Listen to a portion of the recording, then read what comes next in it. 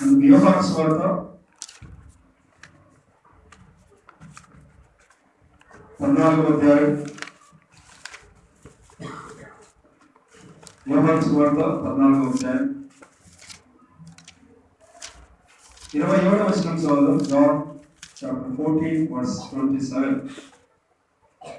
శాంతి మీకు అనుగ్రహించి వెళ్ళుచున్నాను, నా శాంతిని మీకు అనుగ్రహించుచున్నాను. లోకం ఇచ్చినట్టుగా నేను మీకు అనుగ్రహించలేదు. మీ హృదయమును కలవరపడనీయకుడి, వెరవనీయకుడి. So peace I leave with you. సమాధానం, నా సమాధానమే మీకు అనుగ్రహిస్తానన్నారు. సో యోహాను సువార్త ఇప్పుడు చదువుకున్న వాక్యం ప్రభువైన యేసుక్రీస్తు వారు ఇచ్చిన ఆఖరి సందేశాల్లో ఒకటి.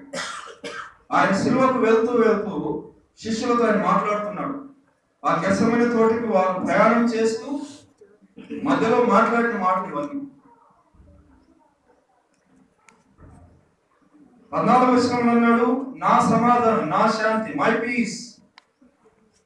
15వ అధ్యాయం 11వ వచనం చదువుదాం. యోహాను సువార్త 15:11. మీ యందు నా సంతోషం ఉండవలనని 14లో అన్నాడు, నా సమాధానం. 15లో అన్నాడు, నా సంతోషం. 16వ అధ్యాయం 33వ వచనం, నా యందు మీకు సమాధానం కలుగునట్లు ఈ మాటలు మీతో చెప్పుచున్నాను. లోకంలో మీకు శ్రమ కలుగును, ఆయనను ధైర్యం తెచ్చుకుని నేను లోకమును జయించి ఉన్నానన్నాడు. ధైర్యం తెచ్చుకోండి, నేను జయించి ఉన్నాను అంటే ఇది నా విజయం. మీ పోరాటం, మీకు శ్రమలు ఉన్నాయి, మీ పోరాటం, కానీ జయము నాది. నేను జయించి ఉన్నాను, నా విజయం అని చెప్పవచ్చు. నా సమాధానం 14వ అధ్యాయం, నా సంతోషం 15వ అధ్యాయం, నా విజయం 16వ అధ్యాయం. ఈ మూడు క్రైస్తవ జీవితంలో అతి ప్రాముఖ్యమైనవి. ఎందుకంటే ఆయన సిలువకు వెళ్తూ వెళ్తూ చెప్పిన ఆఖరి సందేశాలు. ఒక వ్యక్తి చెప్పే ఆఖరి మాటలు చాలా విలువైనవి, అవి చాలా మేలుకరమైనవి, అవి చాలా ఉపయోగకరమైనవి, అవి అవసరమైనవి. అప్పుడే మాట్లాడతారు. ఇక నేను చనిపోతున్నాను కొన్ని గంటల్లో, అప్పుడు నేను మాట్లాడే మాటలు అవి అవసరాన్ని బట్టి ఉంటాయి. ఎవరితో ఈ మాటలు చెప్తున్నాడు? నా సమాధానం, నా సంతోషం ఎవరితో చెప్తున్నాడు? అపోస్తలులతో చెప్తున్నాడు. తాను ఏర్పాటు చేసుకున్న వారు శిష్యులు. వీరు 3.5 ఏళ్ళు ప్రభుత్వం నడిచిన వారు, వీరు ఎంతో సేవ చేసిన వారు, వీరు ప్రభు కోసం ఎన్నో త్యాగం చేసిన వారు, వీరు ప్రభు కోసం ఎన్నో అవమానాలు అనుభవించిన వారు. వీళ్ళు రేపు సంఘాన్ని కట్టబోయేవారు. వీరికి వాక్యం తెలుసు, అద్భుతాలు చేయడం తెలుసు, ప్రభువును స్వయంగా తమ కళ్ళతో చూసిన వారు, ఆయనతో సహవాసం చేసిన వారు. వీరికి ఇటువంటి మాటలు చెప్పడం ఏంటి అంటే వారికి సమాధానం లేదా? వారికి సంతోషం లేదా? వారికి విజయం లేదా? ఇంత సేవ చేసినా, ఇన్ని త్యాగం చేసినా, ఇంత మెచ్చినట్లున్నా, ఇంత వాక్యం తెలిసినా, ఇంత పరిజ్ఞానం ఉన్నా, ఇంత ప్రభుత్వం నడిచినా వారికి ఇంకా సమాధానం లేదు, వారికి ఇంకా సంతోషం లేదు, వారికి ఇంకా విజయం లేదు. అందుకే ప్రభు అన్నాడు, మీ హృదయాన్ని కలవరపడనీయద్దు, భయపడనీయద్దు, వెరవనీయద్దు. అంటే భయపడుతున్నారు వాళ్ళు, కలవరపడుతున్నారు, చింతలు ఉన్నాయి, పోరాటాలు ఉన్నాయి, అస్థిరత్వం ఉంది, కదలాడుతున్నారు. ప్రేమైన సోదరి సోదరుడా, వారి పరిస్థితి అలా ఉంటాయి. మరి మీ పరిస్థితి? నేను సంఘానికి వస్తున్నాను, నాకు అంతా తెలుసు అనుకోవద్దు. నేను ఎప్పటి నుంచో సేవ చేస్తున్నాను, నాకు అవసరం లేదు అనుకోవద్దు. I'm very matured person, these are the basic things అనుకోవద్దు. ప్రభు మాట్లాడుతున్నాడు, మనం జాగ్రత్తగా వింటాం. నా సమాధానం మీకు అనుగ్రహిస్తున్నాను అన్నాడు 27వ వచనంలో. తర్వాత మరొక సమాధానాన్ని గురించి చెప్పాడు. లోకం ఇచ్చినట్టుగా నేను మీకు అనుగ్రహించుటగా, అంటే 2 రకాల శాంతి, 2 రకాల సమాధానం ఈ వచనంలో ఉన్నాయి. నేనిచ్చే సమాధానం అన్నాడు, లోకం ఇచ్చినట్టుగా కాదంటే లోకం కూడా ఏమిస్తుంది? సమాధానం ఇస్తుంది. ప్రభు ఇచ్చే సమాధానం ఒకవైపు, లోకం ఇచ్చే సమాధానం మరొక వైపు. బ్రదర్, లోకం కూడా సమాధానం ఇస్తుందా? లోకం కూడా సంతోషం ఇస్తుందా? ఇస్తుంది. మా హిమాచల్కి మీరు వచ్చినట్లయితే ఎన్నో బౌద్ధాశ్రమాలు ఉంటాయి. ఆ పర్వతాల్లో, గుహల్లో ఈ సన్యాసులు, బౌద్ధాన్ని ఫాలో అయ్యే సన్యాసులు వారు తపస్సు చేసుకుంటుంటారు. వారి మెయిన్ మోటో సమాధానం. ఆ సమాధానం కావాలని యూరోప్ నుండి, రష్యా నుండి, ఎక్కడెక్కడి నుంచో మా ప్రాంతానికి వస్తారు హిమాచల్. నాకు సమాధానం కావాలి. డబ్బులు ఉండేవాళ్ళు, ఉద్యోగాలు ఉండేవాళ్ళు, అన్ని విడిచిపెట్టి వీరు వెంట వెళ్తారు. వారు కూడా కొంత మనశ్శాంతి ఇస్తారు. ఒక వ్యక్తి తాగుతాడు, బాగా తాగి ఎట్లా పడుకుంటాడు? ప్రశాంతంగా పడుకుంటాడు. ఏమి ట్రైన్ వచ్చినా లేవాడు, బస్సు వచ్చినా లేవాడు, జంతువులు వచ్చి నాకున్నా లేవాడు. ఏమి ఇచ్చిన దానికి అంత ప్రశాంతత? డ్రగ్స్ తీసుకుంటారు యవనస్తులు. ఎందుకు? ఆ డ్రగ్స్ తీసుకున్నప్పుడు అన్ని మర్చిపోతారు, బ్రెయిన్ అన్ని మర్చిపోతా ఉంటారు. కైండ్ ఆఫ్ రిలాక్సేషన్, అన్ని మర్చిపోయి అట్లా ఉంటారు. ప్రశాంతంగా డ్రగ్స్ తీసుకుంటారు. లోకం కూడా ఇస్తారు ప్రశాంతత. సినిమాలు 3 గంటల సినిమాలు చూస్తారు, సీరియల్ చూస్తారు. ఏమొస్తుంది దాన్ని చూస్తే? ఒక తెలియని సమాధానం, ఒక తెలియని రిలీఫ్. నవ్వుకుంటాం, ఏడుస్తాం, బయటకు వస్తాం థియేటర్ నుండి, ఏదో రిలీఫ్. సినిమా, సీరియల్, తాగుడు, వ్యభిచారం ఎందుకు చేస్తారు?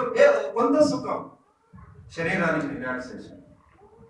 ఈ లోకం కూడా తన శాంతిని ఇస్తుంది, కానీ ఈ లోకం ఇచ్చే సమాధానం ఎటువంటిది? ఇర్మియా గ్రంథం చదువుతాము. ఇర్మియా గ్రంథం 6వ అధ్యాయం 14వ వచనం చదువుదాం. ఇర్మియా గ్రంథం 6వ అధ్యాయం 14వ వచనం. సమాధానము లేని సమయమున సమాధానమని చెప్పుచు నా ప్రజలకున్న గాయమును పైపైన మాత్రమే బాగు చేయదు. ఇది లోకం ఇచ్చే సమాధానం. మనసులో సమాధానం లేదు, కానీ పైపైన కొంత రిలాక్సేషన్, పైపైన కొంత సంతోషం, పైపైన కొంత సమాధానం. గాయాలు బాగవు, కానీ పైపైన కొద్దిగా బాగా ఉన్నట్టు అనిపిస్తాయి.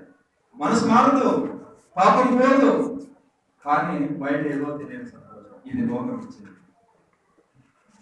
This world is after wrong peace. ఈ లోకం విచారకరమైన విషయం. మన సంఘం కూడా, విశ్వాసులు కూడా వీటి వెంటే పరిగెడుతున్నారు. ఏవేవో ప్రోగ్రాంలు చూస్తారు యవనస్తులు. ఇక్కడ వచ్చి వాక్యం చదువుతారు, అక్కడ వచ్చి ఇంకోటి చూస్తారు. ఇక్కడ వచ్చి ప్రార్థన చేస్తారు, అక్కడ వచ్చి ఇంకోటి మాట్లాడతారు. They are after the world and you are after the world. నీవు దేని వెంట పరిగెడుతున్నావు? లోకం ఇచ్చే సంతోషం, లోకం ఇచ్చే సమాధానం, అది పైపైన నిన్ను బాగు చేస్తుంది, కానీ లాస్ట్ కు పాతాళానికి తీసుకున్నప్పుడు ఆ డ్రగ్స్ తీసుకుని ఒకరోజు చచ్చిపోతాడు. వాడు తాగి చచ్చిపోతాడు. వ్యభిచారం చేసి శరీరం పాడు చేసుకుని, ఆస్తులు అమ్ముకొని సూసైడ్ చేసుకున్న వాళ్ళు ఎంతమంది? ఫిలిం ఇండస్ట్రీలోకి వెళ్ళి ఏదో చేద్దాం, ఏదో సంపాదిద్దాం అని ముఖానికి రంగులు వేసుకుని, శరీరాన్ని అమ్మి వేసుకుని, జీవితాన్ని పాడు చేసుకుని, బయటికేమో కెమెరాల ముందు నవ్వుకుంటూ వెనక రూమ్ లో సూసైడ్ చేసుకున్న ఫిలిం యాక్టర్స్ ఎంతమంది? వారందరూ కూడా ఈ లోకం ఇచ్చే సమాధానం వెంట పరిగెత్తిన వాళ్ళు. మరి నీవు దేని వెంట వెళ్తున్నావు? దేవుడిచ్చే సమాధానం నీకుండా లోకం ఇచ్చే ఈ చిన్న వాటి కోసం పరిగెడుతూ నీ జీవితాన్ని, సమయాన్ని, యవ్వనాన్ని, పరిచర్యను పాడు చేసుకుని ఒకరోజు దేవుడి ఎదుట నిలబడాలి. ఇది నిన్ను నాశనం చేసే సమాధానం. అందుకే ప్రభు అన్నాడు, లోకం ఇచ్చినట్టుగా నేను మీకు ఇవ్వను. నా సమాధానం వేరే, నా సంతోషం వేరే, నేను ఇచ్చే విజయం వేరే. ఇది మీకు కావాలి. అందుకే ఆయన ఈ లోకానికి వచ్చాడు. అందుకే ఆయన శిలువలో ప్రాణం అప్పగించాడు. అందుకే ఆయన శిరస్సును ఉంచాడు. అందుకే ఆయన ముఖాన్ని ఉమ్మివేయడానికి అప్పగించుకున్నాడు. అందుకే ఆయన చేతుల్లో పాదాల్లో మేకులు కొట్టారు. మౌనంగా మన సమస్త పాప భారాన్ని ఆయన మీద మోసుకున్నాడు. మనకు అసలైన సమాధానం, శాంతిని ఇవ్వడానికి ఆయన శిలువలో వేదన అనుభవించి చనిపోయి సమాధి చేయబడి తిరిగి లేచాడు. ఆ ప్రభువుని నమ్ముకుంటావా ఈరోజు? ప్రభు, ఇంతకాలం నా జీవితంలో వ్యర్థమైన వాటి నేను పరిగెత్తాను, నాకేం దొరకలేదు, విరక్తి తప్ప, నష్టం తప్ప. ఒకరోజు నేను చనిపోతే పాతాళానికి వెళ్ళాలి, నేను ఎదుర్కోవాలి, నీకు సమాధానం చెప్పాలి, నన్ను కాపాడుతేవా. ఈ దినం నేను నిర్ణయం చేస్తున్నాను, మీ సమాధానం నాకు దయచేయండి, మీ సంతోషం నాకు దయచేయండి, నా పాపాలు క్షమించండి, నా జీవితంలోకి వచ్చి మీరు కార్యాన్ని జరిగించండి. నువ్వు ప్రార్థన చేసినట్లయితే పశ్చాత్తాపడి ఈ దినాన్ని దేవుడు నీ జీవితంలో కార్యాన్ని జరిగిస్తాడు. సిద్ధపడుతున్నావా? పశ్చాత్తాపడతావా? ప్రభు దగ్గరికి వస్తావా? అన్ని విడిచిపెట్టడానికి రెడీగా ఉన్నావా? ప్రభు నీకు సామర్థ్యం ఇస్తాడు, బలం ఇస్తాడు. నీ వల్ల కాకపోవచ్చు, ఆయన నీకు సహాయం చేస్తాడు. నేను ఇచ్చే సమాధానం లోకం ఇచ్చేది కదా. మరి ఈ సమాధానానికి ఉండే లక్షణాలు ఏంటి కదా? ఆయన పేరేంటి? యోహాను సువార్త 9:6 చెప్పండి. ఆశ్చర్యకరుడు, ఆలోచనకర్త, బలవంతుడైన దేవుడు, నిత్యుడగు తండ్రి, సమాధానకర్త. అంటే ఆయన నామమే సమాధానం. His name is peace. సమాధానకర్త. లూకా సువార్త లేదా అపోస్తల కార్యములు 10:36. అపోస్తల కార్యములు 10:36. యేసుక్రీస్తు అందరికీ ప్రభు, ఆయన ద్వారా దేవుడు సమాధానకరమైన సువార్త. ఆయన పేరేంటి? సమాధానకర్త. నామం సమాధానం. ఇప్పుడు ఇక్కడ సువార్త కూడా సమాధానం, సమాధానకరమైన సువార్త. యెషయా గ్రంథం 54:10 చదువుదాం. యెషయా గ్రంథం 54వ అధ్యాయం 10వ వచనం. పర్వతంలో తొలగిపోయినను, మెట్టలు తత్తరిల్లినను, నా కృప నిన్ను విడిచిపోదు. సమాధాన విషయమైన నా నిబంధన. ఆయన నిబంధన ఎటువంటిది? సమాధాన విషయమైన. His covenant is peaceful. His name is peace. His gospel is peace. His covenant is peace. సమాధానకరమైన నిబంధన. యేసుక్రీస్తు జన్మించినప్పుడు లూకా సువార్త 2:14 దేవదూత ఏమని చెప్తారు? మహా సంతోషకరమైన సువార్తమానం మీకు తెలియజేస్తున్నామని. తర్వాత దావీదు పట్టణమందు నేడు మీ కొరకు రక్షకుడు పుట్టి ఉన్నాడు. ఈయన ప్రభు అయిన క్రీస్తు. దానికిదే మీ కానువాలు. ఒక శిశువు పొత్తిగుడ్డతో చుట్టుబడి మధ్యలో పండుకొని నుండి మీరు కూర్చుందని వారితో చెప్పారు. లూకా 2:14. అక్కడ దేవదూతలు ఆ సువార్తను ప్రకటిస్తూ, ఆయన జన్మాన్ని గురించి ప్రకటిస్తూ, ఆయనకి ఇష్టమైన మనుషులకు భూమి మీద సమాధానం కలుగుగాక. లూకా 2:14. సర్వోన్నతమైన స్థలములో దేవునికి మహిమయు, ఆయనకి ఇష్టమైన మనుషులకు భూమి మీద this is the first message. ఈ సమాధానం అనేది యేసు జన్మించిన తర్వాత, మన ప్రభువు జన్మించిన తర్వాత అందించబడిన మొదటి వర్తమానం. మరి ఆఖరి వర్తమానం ఏంటి? యోహాను సువార్త 20వ అధ్యాయం. యోహాను సువార్త 20వ అధ్యాయం 19వ వచనం మనం చదువుదాం. John 20:19. ఆదివారం సాయంకాలం శిష్యులు యూదులకు భయపడి తాము కూడి ఉన్న ఇంటి తలుపులు మూర్చుకొని ఉండగా యేసు వచ్చి మధ్యలో నిలిచి మీకు సమాధానం కలుగునుగాక అని. ఇది ఆఖరి వర్తమానం. ఆయన జన్మించినప్పుడు అందించబడిన మొదటి వర్తమానంలో సమాధానం. ఆయన ఆరోహణమై అవుతూ ఉండగా ఈ ఆఖరి దశలలో అందించబడిన వర్తమానంలో కూడా మీకు సమాధానం కలుగును. This is very important. First and last message is peace. His name is peace. Gospel is peace. Covenant is peace. అంటే ఇది చాలా ఇంపార్టెంట్ అన్నమాట. సో ఈ సమాధానం నీకు ఉందా లేదా అని ఎలా తెలుస్తుంది? ఈ సమాధానానికి కొన్ని లక్షణాలు ఉన్నాయి. అవి ఏంటో మనం చూద్దాం. ఈ లక్షణాలు నీ జీవితంలో ఉంటే నీకు సమాధానం ఉన్నట్టు, లేకపోతే లేనట్టు. చూడండి, రోమీయులకు రాసిన పత్రిక, letter to the Romans chapter 16:20. 16వ అధ్యాయం 20వ వచనం చదువు. రోమా 16:20.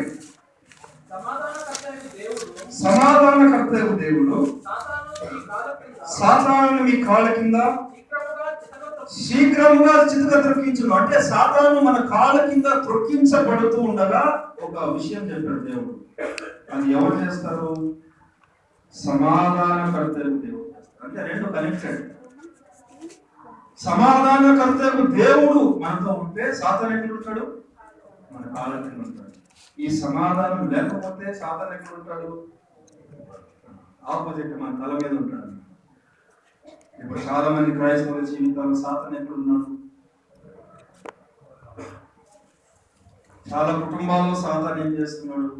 విజయం లేదు. కాళ్ళ కింద చితుక దొక్కడం అంటే అపజయం అని. ఎవరిస్తారు? సమాధానకర్త ఎవరు? ఈ విధంగా మనం దీన్ని ఇంటర్ప్రిట్ చేయవచ్చు. ఆయన ఇచ్చే సమాధానం నీ జీవితంలో ఉంటే నీకు విజయం ఉంటుంది. సాధారణ పోరాటం ఉంటుంది, ఎత్తుపల్లాలు ఉంటాయి, కానీ ఓడిపోతున్నావా? సార్ అపజయం పొందుతున్నావా? సాతాను నీ తల మీద ఉన్నాడా?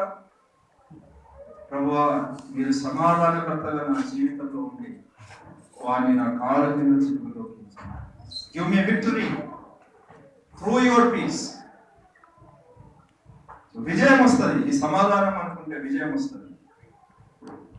రెండవదిగా ఇదే రోమిలకు రాసిన పత్రిక ఇంతకు ముందు అధ్యాయం చదువుదాం. 15వ అధ్యాయం రోమా 15:13 మనం చదువుదాం. రోమా 15:13 కాగా మీరు పరిశుద్ధాత్మ శక్తి పొంది విస్తారంగా నిరీక్షణ గలవారటకు నిరీక్షణ కర్తయ్య దేవుడు విశ్వాసము ద్వారా సమస్త ఆనందముతోను సమాధానంతోను మిమ్మల్ని నింపును గాక. సమాధానంతో మిమ్మల్ని నింపును గాక. ఎందుకు? మీరు నిరీక్షణ గలవారు. కనెక్టెడ్. సమాధానంతో మిమ్మల్ని ఆయన నింపితే మీరు ఎలా ఉంటారంటే నిరీక్షణ కలిగి ఉంటారు. మీరు నిరీక్షణ గలవారు. దేవుడు మిమ్మల్ని సమాధానంతో నింపును గాక. చాలా మంది క్రైస్తవుల్లో నిరీక్షణ లేదు. సడుగులు, చింతలు. ఎందుకు చింతిస్తాం? When there is no hope, you worry. ఆ సమాధానం మన జీవితంలో ఉంటే ఏమైనా అవ్వని నా జీవితంలో నా దేవుడు చూస్తుంటాడు. యోగుకు ఎన్ని శ్రమలు రాలేదు? పిల్లలు చనిపోయారు. ఎంతమంది? 10 మంది. ఎప్పుడు చనిపోయారు? ఒక్కొక్క రోజు ఒప్పుడు చనిపోయినారా? 10 మంది ఒకే రోజు చనిపోయినారు. అంతకంటే దుఃఖం ఉంటుందా ఒక వ్యక్తికి? అదే సమయంలో ఇల్లు పడిపోయింది. అదే సమయంలో గొర్రెలు చనిపోయినాయి. అదే సమయంలో పరివారం చనిపోయారు. అదే సమయంలో ఆరోగ్యం పోయింది. ఒకదాని తర్వాత ఈ సమాజంలో ప్రపంచంలో నిజంగా చింతించవలసిన వ్యక్తి ఎవరన్నారంటే యోబే. ఏమి లేదు జీవితంలో. అన్ని ఒకప్పుడు హై స్టాండర్డ్ బతికిన వాడు. ఆ పట్టణాలన్నింటిలో ధనవంతుడు యోబు. High standard life, whether it's physical life, whether it's spiritual life, is the first. అది ఆత్మీయ జీవితమైన, సామాజిక జీవితమైన, వ్యాపార జీవితమైన ఆయనే అన్నింటిలో టాప్ లో ఉన్నాడు. ఒక్కసారిగా కింద పడ్డాడు. పెద్ద ప్యాలెస్ లో నివసించిన ఒక వ్యక్తి సడన్ గా ధూళిలో కూర్చోవలసి వచ్చింది. మీలో ఎవరైనా ఇంటర్నేషనల్ ఫ్లైట్ ఎక్కేవారు ఉన్నారనుకోండి. ఆ ఇంటర్నేషనల్ ఫ్లైట్ ఎక్కేవాళ్ళని తీసుకొచ్చి ఇండియన్ ట్రైన్ లో జనరల్ బోగిల్లో టాయిలెట్ పక్కన కూర్చోబెట్టాను అనుకోండి, ఉంటారా? చాలా కష్టం. అదే పరిస్థితి వచ్చింది. సడన్గా అన్నాడు, నా సజీవుడు కదా, నా విమోచకుడు ఆయన సజీవుడు. నా శరీరం చీకిపోయినాను, నేను ఒక రోజు ఆయన్ను చూస్తానన్నాడు. I will meet him one day. Even though I lost everything, I will meet him one day. My redeemer is a living redeemer. ఎంత నిరీక్షణ! చిన్న కష్టం వస్తే, చిన్న నష్టం వస్తే, ఉద్యోగం రాకపోతే, వివాహం కాకపోతే, ప్రార్థనకు జవాబు ఆలస్యం అయిపోతే, సంఘ పెద్దల మీద, సంఘం మీద, సహవాసం మీద, దేవుని మీద సనిగి దేవుని విడిచిపెట్టే వారు ఎంతమంది ఉన్నారు? వారు నిరీక్షణ లేనివారు. వాళ్ళు రాలిపోయేవారు.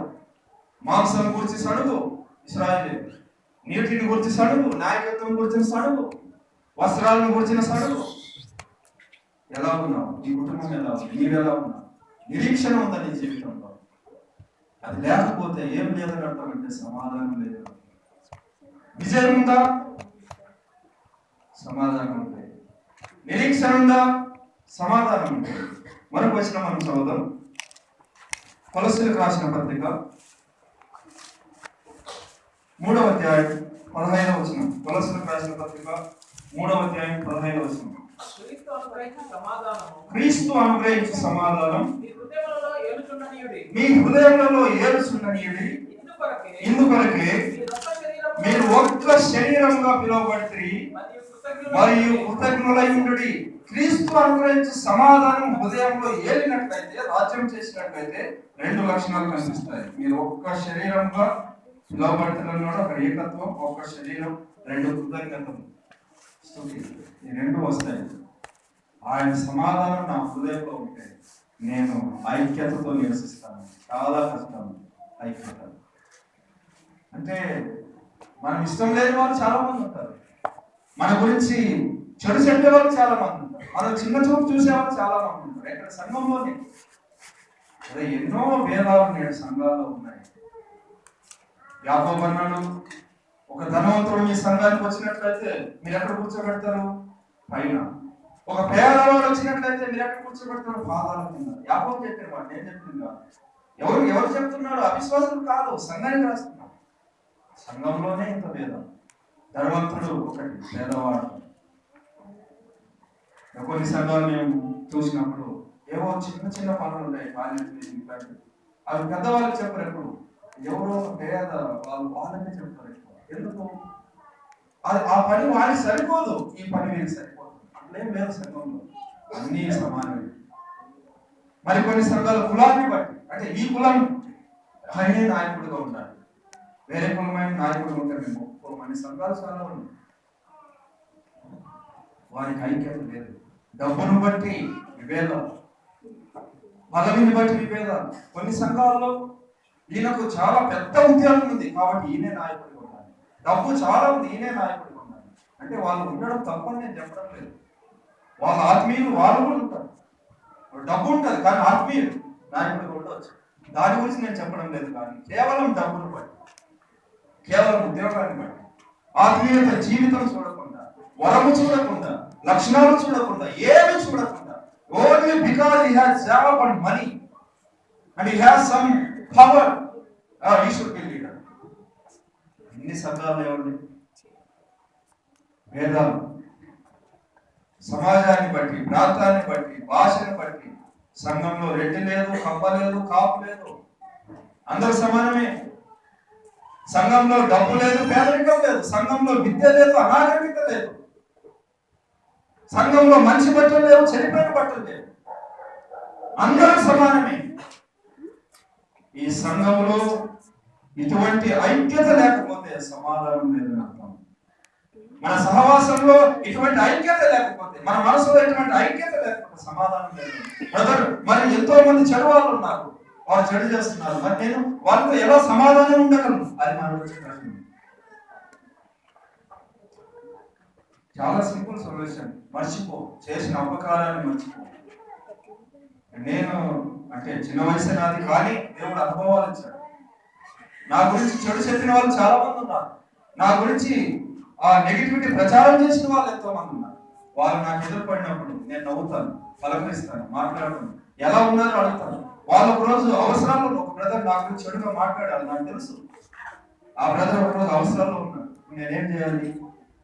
బాగా వచ్చింది, కష్టం బాగా వచ్చింది, దేవుడు తీర్పు తీర్చాలని చెప్పాలా? నేను ఆ వ్యక్తికి నాకున్న దాంట్లో కొంత డబ్బు పంపాను. ఎందుకు చేశాను? సమాధానం ఉండాలి, ఆ వ్యక్తికి తెలియాలి నేను ఆయన ప్రేమిస్తున్నాను. ఇప్పుడు ఆ వ్యక్తి నాతో సఖ్యంగా ఉంటాడు, సమాధానం, పశ్చాత్తాపడ్డాడు. ఐక్యత ఎలా వస్తుంది? ఐక్యత కోసం కొంత ఖర్చు చేసుకోవాలి. ఐక్యత ఎలా వస్తుంది? ఈజీగా రాదు. ఐక్యత కోసం నేను కొంత తగ్గాలి.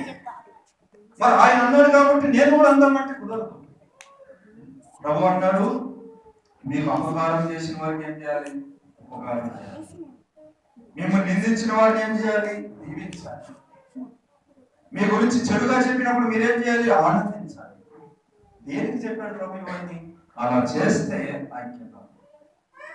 ఒక బ్రదర్ నిన్ను కిందకు తోస్తున్నాడు, నువ్వేం చేయాలి? బ్రదర్, నేను ఇంకొద్ది కిందకి వెళ్తాను, నువ్వు నన్ను అక్కడ కూర్చోమంటున్నావా, నేను ఇంకా అక్కడికి వెళ్ళి కూర్చుంటాను. No problem. ప్రభు అన్నాడు, ఒకటి నేను 1 మైలు వెళ్ళమన్నట్లయితే 2 మైలు వెళ్ళు. ఒకటి నిన్ను 1 వస్త్రం తీసుకుపోయినట్లయితే 2 వస్త్రాలు. ఇక ఫైటింగ్ ఎక్కడుంది? ఆపర్చునిటీ. వారు ఫైటింగ్ చేయడానికి, పోరాడడానికి, విభేదాలు సృష్టించడానికి వచ్చినప్పుడు వారు నిన్ను ఏం చేయాలనుకున్నారో దానికంటే ఎక్కువ తగ్గించుకో. There is no opportunity for fighting. ప్రభు అదే చెప్పాడు, ఐక్యత కోసం కొంత త్యాగం చేయాలి, కొంత ఖర్చు చేసుకోవాలి, కొంత తగ్గాలి, కొంత కోల్పోవాలి. బ్రదర్, కోల్పోతాం బ్రదర్, నో ప్రాబ్లం, దేవుడు ఇచ్చిస్తాడు. బ్రదర్, కొంత నష్టపోతాం, నో ప్రాబ్లం, దేవుడు 100 ఇస్తాడు నీకు తర్వాత. బ్రదర్ నేను చాలా సంవత్సరాలు ఇక ఏం లేని వారిగా ఉండాల్సి వస్తుంది సార్. నో ప్రాబ్లం, దేవుడు నిన్నే ఆ సంఘానికి అధికారిగా చేస్తాడు. దేవుని ప్రసాదమైంది. నువ్వు దేవుని కోసం, దేవుని ప్రమాణాల కోసం, సమాధానం కోసం నువ్వు ఖర్చు చేసుకున్నట్లయితే, కోల్పోయినట్లయితే దేవుడు అన్యాయస్తుడు కాదు. కొంతకాలం శ్రమ పడిన తర్వాత ఆయన స్థిరపరుస్తాడు. నీ సమాధానం ఐక్యతను పుట్టిస్తాడు. తర్వాత ఇంకొక మాట రాయబడింది అక్కడ, క్రీస్తు అనుగ్రహించి సమాధానం మీ హృదయాల్లో ఏలుచుండనియండి, ఇందువలన మీరు ఒక్క శరీరంగా పిలువబడుతుంది మరియు కృతజ్ఞులై ఉండండి. ఇది కృతజ్ఞతను పుట్టిస్తుంది సమాధానం. వారి నోటిలో ఎప్పుడు స్తుతి స్తుతి స్తుతి స్తుతి. కాలు ములుగుంచుకుందా దేవునికి స్తోత్రం అంటారు, దెబ్బ తగిలిందా దేవునికి స్తోత్రం అంటారు, ఉద్యోగం పోయిందా దేవునికి స్తోత్రం అంటారు. ఎలా వాళ్ళు స్తుతించగలుగుతున్నారంటే there is a peace inside.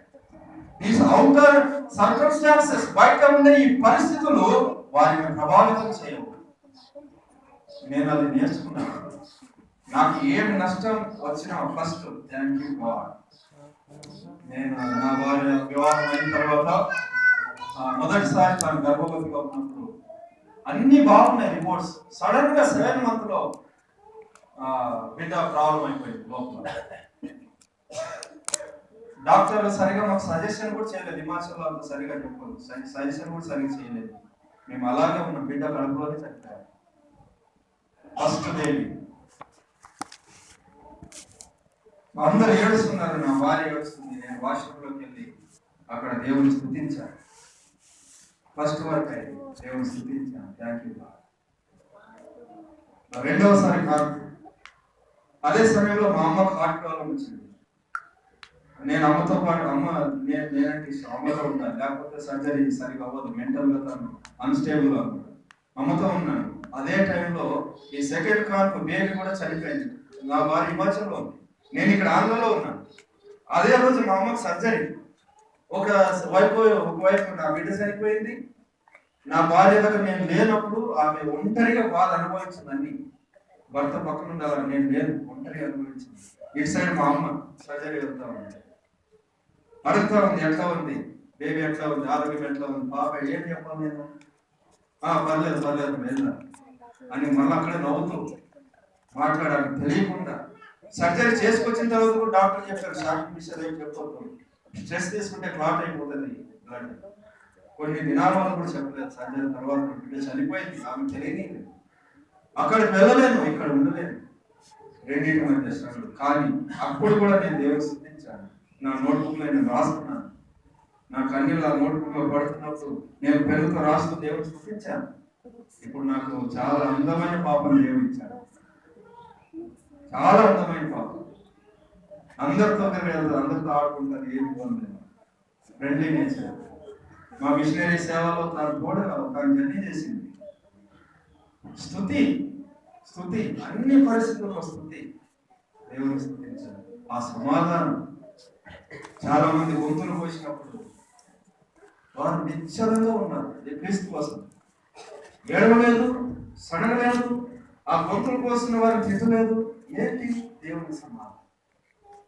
దేవుని స్తుతిస్తూ స్తుతిస్తూ ప్రాణాలు విడిచిపెట్టారు. ఎంతో మంది అర్థసాక్షులు వారి శరీరాలు అగ్నితో కాలుస్తున్నప్పుడు వారు పాటలు పాడుకుంటూ చచ్చిపోయారు. శరీరం మంటల్లో కాలిపోతుంది, ఆ పాటలు పాడుకుంటూ చచ్చిపోయారు. స్తుతి. మరణంలో స్తుతి, అన్యాయంలో స్తుతి, నష్టంలో స్థుతి, అనారోగ్యంలో స్థుతి, మోసం చేసే వారి మధ్య స్థుతి, దేవుడిచ్చే సమాధానం. అది కృతజ్ఞత.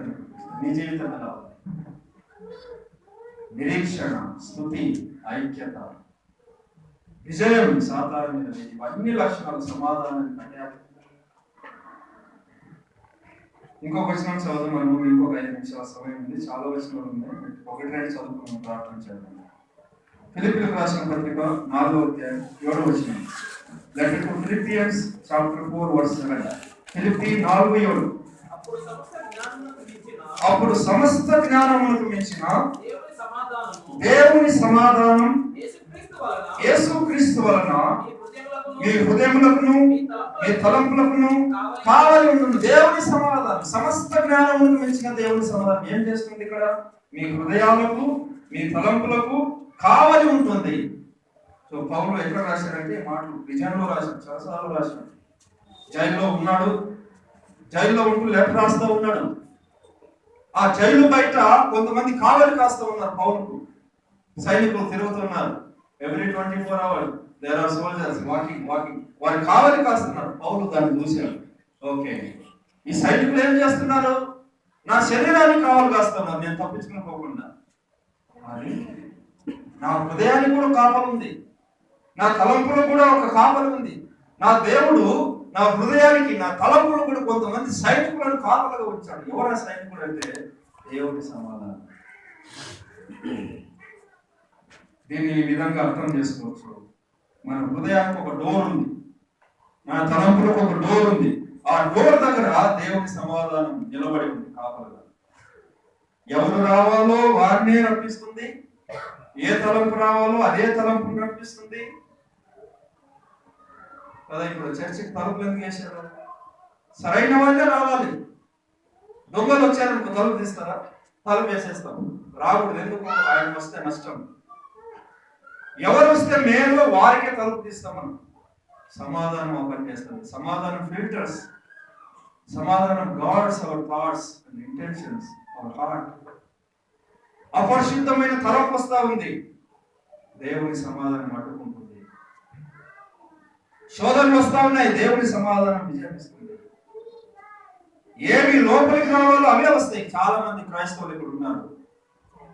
మీ హృదయం, మీ తలంపు ఎలా ఉంది? గాడ్ ఉందా? బ్యారియర్ ఉందా? తలుపు ఉందా? లేదా ఓపెన్ ఉందా? అన్నిటికీ ఓకే బ్రదర్. తప్పుడు బోధ వచ్చినా ఓకే బ్రదర్ వెల్కమ్.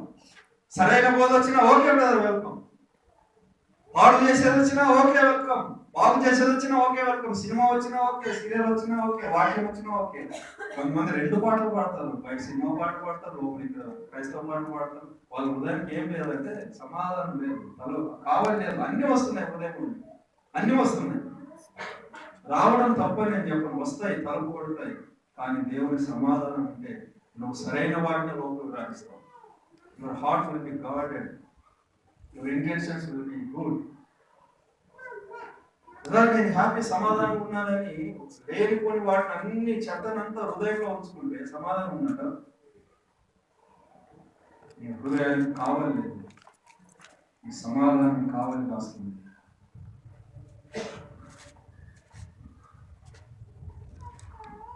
ఈ సమాధానం ఇంకేం చేస్తా అంటే, నేను వచనాలు చెప్పిన సమయం అయితే ఇర్మియా 33:6 నేను చదవండి. 33:6 అక్కడ ఏముంటుందంటే సమాధానం అని చెప్పి గాయాలను స్వస్థపరుస్తున్నాను. సమాధానం స్వస్థత కనెక్టెడ్.